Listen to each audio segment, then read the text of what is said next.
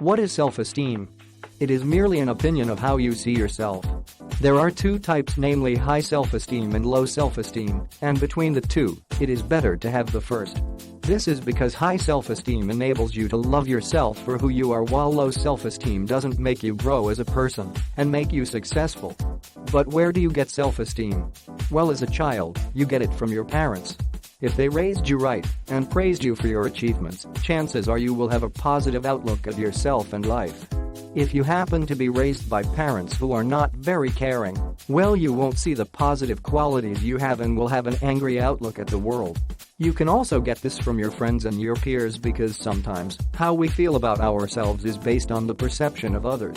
If you are able to ignore the negative sentiment, you are fine, because you don't let such words affect you.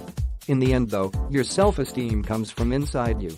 To figure that out, you can ask yourself some simple questions. Do you like who you are? Are you happy? Do you think you are a good person? Most of the time, the answer is yes, even if sometimes you have doubts about yourself.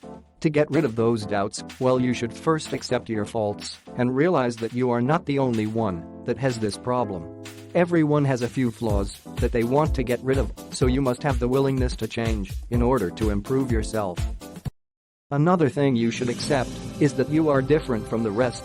This is not only in terms of your physical attributes, but also who you are personally. Just like each person has their own set of fingerprints that can never be duplicated by anyone else.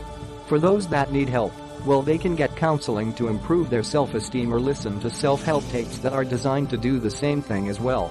Another technique that won't cost you a thing will be to write down on a piece of paper 50 things you like about yourself and then cherishing it.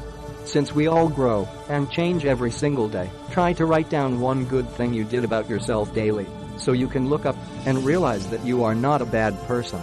When you have high self-esteem, you are less likely to do anything destructive to yourself or to others. This is because you have a positive outlook about life and are always optimistic about the future. With that, you can probably say you can get anything you want out of life when you have this quality, but remember not to confuse it with being too overconfident, because there are two different things. Another benefit of high self-esteem is being able to have an easier time handling problems and resisting negative pressures. But we should not forget that it is something that we inherit and not something we are born with. This can change in the years to come, only if we allow it, and if this happens, hopefully, we can be better than who we were before, rather than going the opposite direction. Click the link in the description below to visit the Forgotten Laws to learn more.